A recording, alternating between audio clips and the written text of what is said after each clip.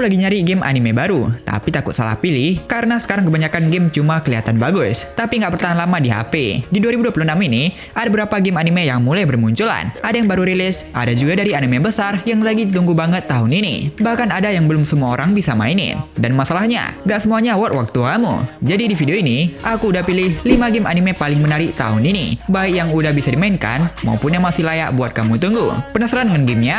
Mari kita masuk ke game pertama.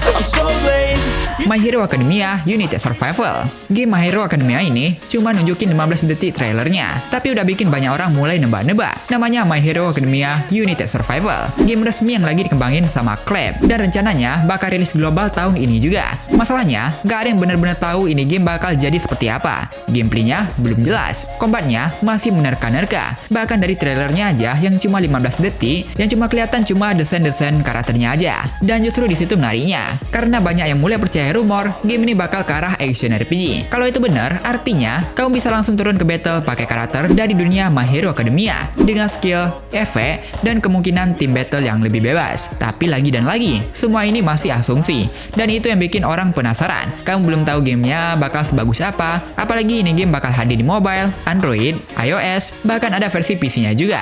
Jadi aksesnya bakal luas banget. Game kayak gini biasanya bakal masuk ke sistem live service. Kemungkinan besar ada gacha, update rutin, dan konten jangka panjang. Sebab ini game resmi ya kan? Kalau ini beneran jadi action RPG seperti yang banyak diprediksi, ini bisa jadi salah satu game anime mobile terbesar tahun ini.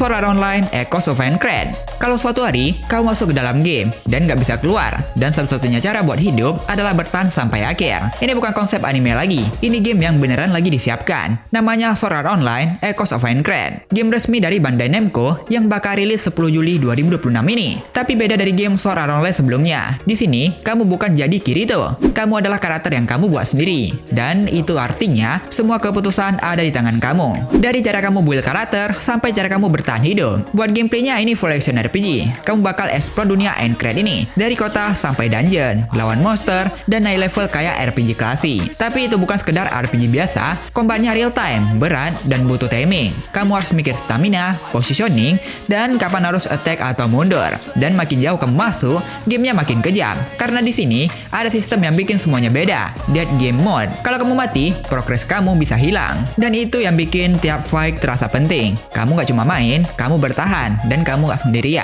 Kamu bakal punya partner yang bisa bantu kamu di battle dengan skill dan strategi yang bisa dikombinasikan. Dan disitulah teamwork mulai terasa. Ditambah lagi, game ini pakai Unreal Engine 5. Jadi secara visual, ini salah satu game anime paling niat yang bakal rilis tahun ini. Tapi aku harus jujur juga nih, ini bukan game mobile. Artinya, nggak semua orang bisa langsung main karena rilisnya di PC, PS5, dan juga Xbox Series. Jadi kalau kamu cari game ringan, ini bukan. Tapi kalau kamu pengen ngerasain gimana rasanya bener-bener masuk ke dunia Sword Art Online, ini yang paling dekat sejauh ini. Jadi sekarang tinggal kamu tentuin, kamu cuma mau nonton cerita animenya doang, atau kamu siap jadi bagian dari gamenya? Kalau kamu pilih yang kedua, siap-siap. Karena di sini, nyawa kamu dipertaruhkan.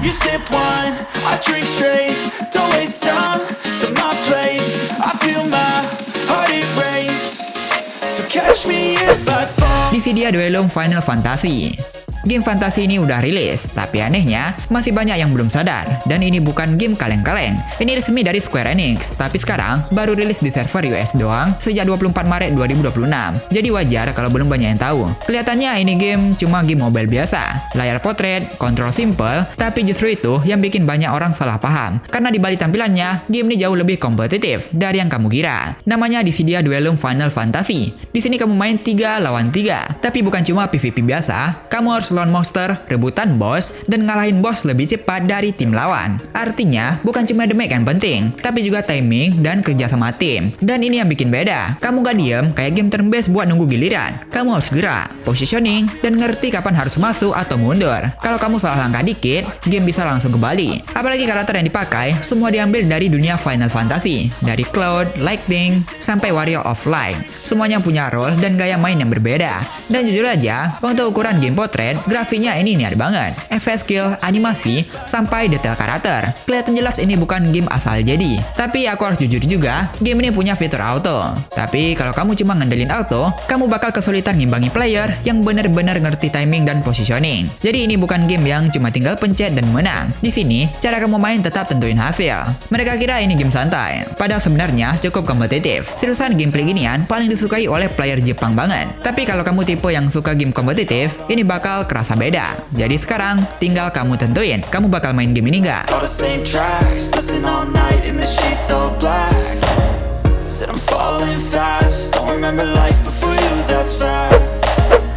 King of Fighter Versus.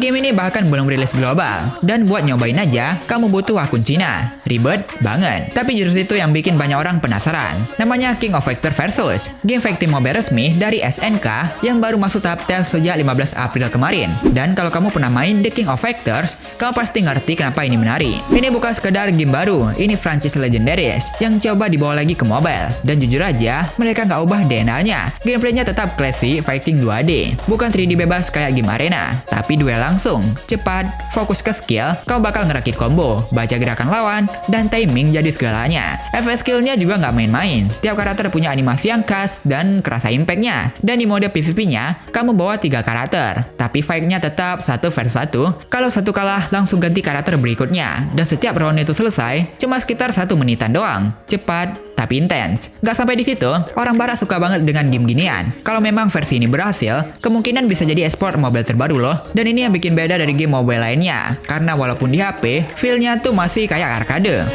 You look great, I like you, I can't wait. A first time, a first date. You're so fine, I'm so late. You sip One Piece Opening Down. Game One Piece ini tiba-tiba muncul di Play Store Indonesia, tapi ternyata bukan official. Kalau kamu lagi cari game anime, tapi tiap coba game anime malah ketemu yang turn-based, lama, dan akhirnya bikin bosen. Ini mungkin yang kamu cari, namanya One Piece Opening Down, rilis 11 April 2026. Tapi sebelum kamu terlalu berharap, aku harus jujur dulu nih, ini bukan game resmi, bukan dari Bandai Namco, ini fanmade. Dan jujur aja, ini yang bikin aku kaget. Di saat game lain bikin kamu nunggu giliran, di sini kamu langsung gerak, combo real time, combo cepat, gerakan lincah, gak ada mikir lama, kamu masuk, kamu hajar. Setiap musuh yang kamu kalahin bakal jatuhin EXP, bahkan bentuknya kayak buah iblis gitu dah. Dan dari situ, kamu bisa upgrade skill, buka ability baru, dan ngerasain karakter kamu makin kuat setiap run. Dan semakin jauh kamu main, musuhnya gak cuma jadi lebih banyak, tapi juga lebih brutal. Kamu bakal ketemu bos-bos yang familiar, dan di situ baru kerasa, ini bukan sekedar game santai. Tapi aku harus jujur lagi nih, ini bukan game AAA, grafiknya pixel, 2D side scrolling, dan visualnya sederhana. Jadi kalau kamu cari itu game berat, skip aja dah. Tapi kalau kamu cuma pengen game yang langsung dimainkan, gak ribet, offline, dan tetap seru walau cuma berapa menit, ini justru kena banget. Jadi sekarang tinggal kamu tentuin, kamu mau game yang kelihatan keren, atau game yang beneran kamu mainkan. Karena jujur aja, gak semua game yang kelihatan bagus itu bertahan lama di HP kamu. Kalau kamu tim yang kedua, ini wajib kamu coba.